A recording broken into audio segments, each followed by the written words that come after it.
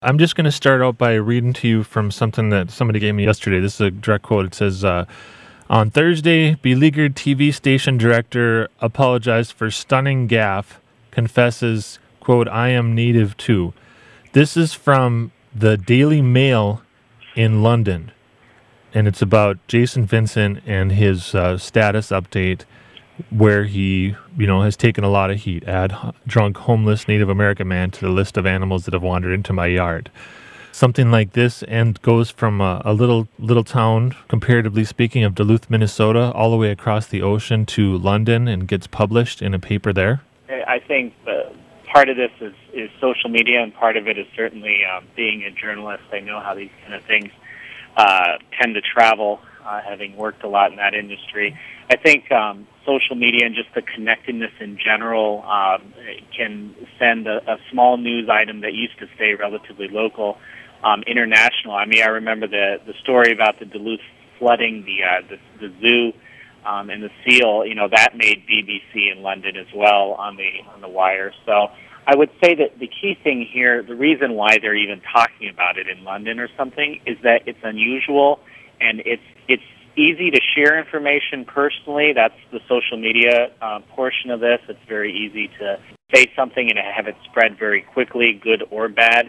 And stuff that is unusual or particularly outside of the ordinary tends to travel a lot further than your run-of-the-mill news item that people in another city wouldn't care much about.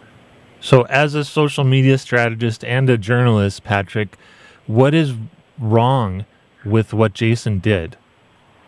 Well, you have to be really careful if you have a job in the public, because a lot of people look at you and say, based on a comment you say, maybe innocently, maybe when you yourself, are not in the greatest shape or tired, or just an off-the-cuff comment can color how people see you. So you have to work really just whatever your personal views are on any issue, try not to be outspoken about them, because people are going to see you rightly or wrongly as the person who said that, and that can be what you're known for, and not just for a day or a week or a month, but for your entire career.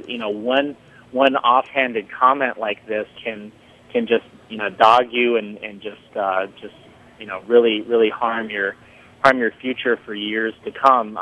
Especially when it's posted online. I mean, it used to be there was no way. People have always made mistakes and said things they shouldn't have said, but it's never been so easy to say something like that and then have it live on indefinitely on the web. So that's the real danger here.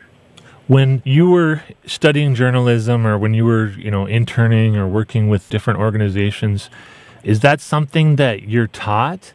Well, you got to remember, I went to school in the late 90s, so, there was no social media at that time, and so you didn't quite have to worry as much because there was no Twitter, there was no Facebook, there was no blogging when I first, when I was in college studying journalism, so there was no opportunity to make a mistake like this that can carry on indefinitely. I mean, I guarantee if there was no Facebook, we wouldn't be sitting here talking right now, because, that comment, he would have, made that to one of his friends or whatever, and that's as far as it would have gone.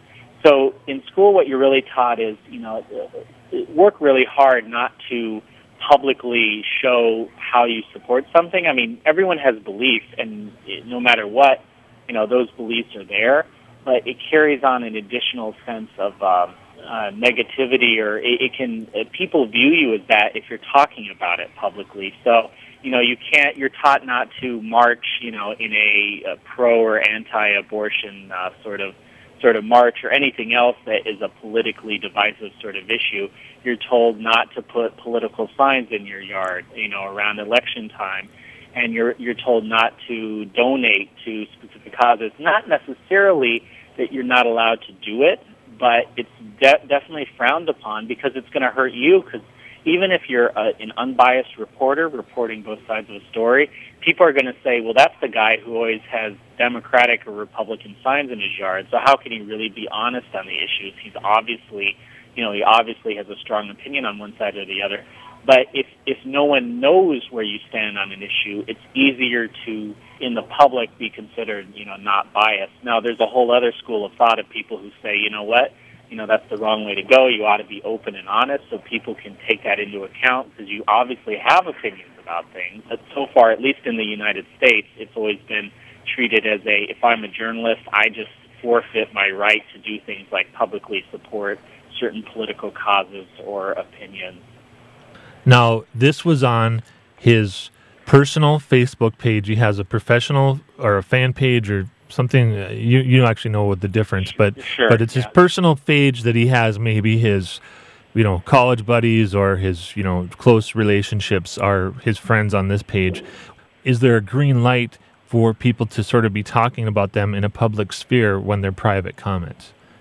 There's no official green light, but the thing is, people don't really care where the comment came from. They just know that it was actually posted by this person. And, he could have done certain things like maybe posted it and made sure only 3 of his close friends could see it or something like that. But, my rule of thumb is if I post it online, I assume that anyone in the world might see it. So I better be able to defend it, or, I better not say something I'll regret, because I don't care how private you think your comment is. If you don't want other people to read it, if you don't want your words to get in front of someone who you don't want to read it, then don't put it online. I mean, that's my rule of thumb. And so, it easily could have been, he could have posted it to 10 people, and one of those people, passed it along. I mean, that's the whole point of social media, is to easily share your information with other people. So, just, assume that private is not really private, whether it's your private page or not. I'm sure he was thinking, well, this is my private Facebook page, and he's right in thinking it is private. But when you have a job, you just gotta just not say things like that, because you don't know who might read it. He is a news director, which I would equate to kind of an assignment editor or an editor type of job, and it just seems that the fact that he's thinking things like this might affect his news judgment or might affect the product of what goes out on the station's air. Mm-hmm. Yeah, well, that's certainly, the concern, I guess, from the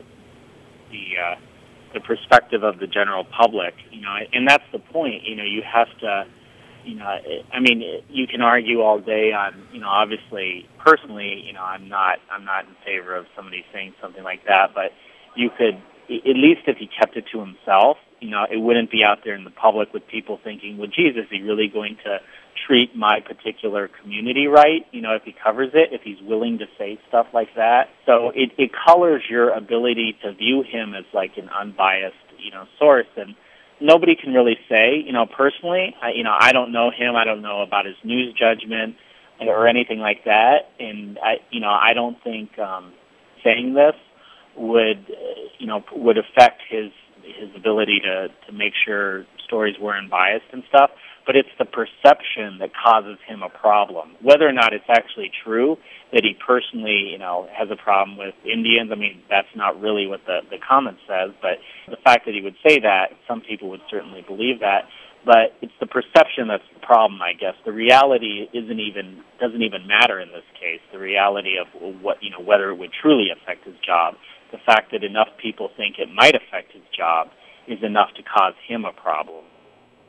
Patrick, as a journalist, as a social media consultant, do you think that Jason's career is over? If he was your client, how might you advise him on how to move forward? Right. I don't think his career is over. I feel like, he was apologetic about what happened. If he were my client, I would say, stick it out and, just continue to do your job. I wouldn't have personally, counseled him to quit. I mean, we're not an HR organization, so from that perspective, I don't know what precisely, certainly it's easier for him to go somewhere else. Obviously, in most places, even if the story was on the air, they're not going to connect it because he's not from there. So, personally, I think this will blow over, in a matter of weeks, and I think he'll go on to have a great career. I think he certainly learned that you can't publish that sort of stuff in this day and age and expect that eventually it won't find you, eventually it won't pop up in some way or shape or form. In his case, it popped up, within hours of the next day. It became a problem for him.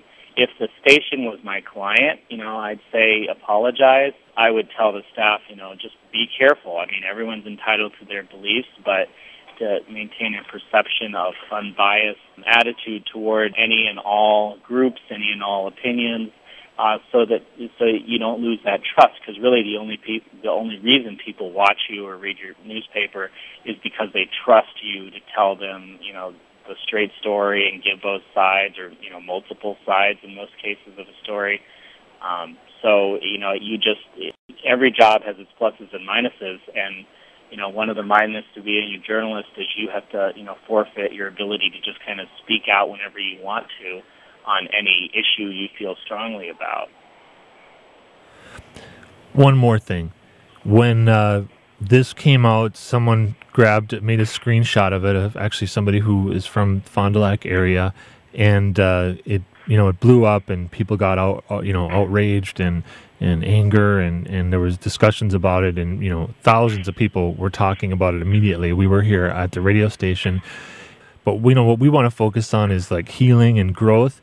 Is social media a tool for healing, a tool for growth, a possible tool for improving race relations where there are frayed ends and old angers and hatreds? Sure. I mean, I feel like anything else, social media is a tool, and it can spread, bad information, but it can also just as easily, and I'd argue more often than not, spreads interesting or good information in that arena. So in this particular case, yes, if the Fond du Lac community actually came out with, I don't know, just use this as an opportunity, I guess, to educate the general public more about them, and or maybe, he attached the issue, in his comment to alcohol, and maybe talking about that issue, and how that can be helped and resolved, and that sort of thing is one topic. But it has to be something that people really want to take hold, and instead of complaining about this comment, say, how can we turn this into a positive? So the next step, I feel, has to be them saying, all right, this is in our past. This guy is he's no longer working in the station, or can we put together a little presentation to help the media in the area learn more about us, and I mean, maybe it's just a meeting where we sit down with different stations and talk about us. It's just a lot of the media in Duluth and stuff, they don't do a lot of stories in that area in the community, because they don't have a lot of actual connections in real life, or they know a lot of people sometimes. So kind of bridging that gap, I think, would be something that, whether it's directly through social media or whether it's just through physical sit-downs, I think there could be growth in that area too. Patrick, I want to thank you so much for giving me your time and your insights into this. Thank you so much. Oh, no problem.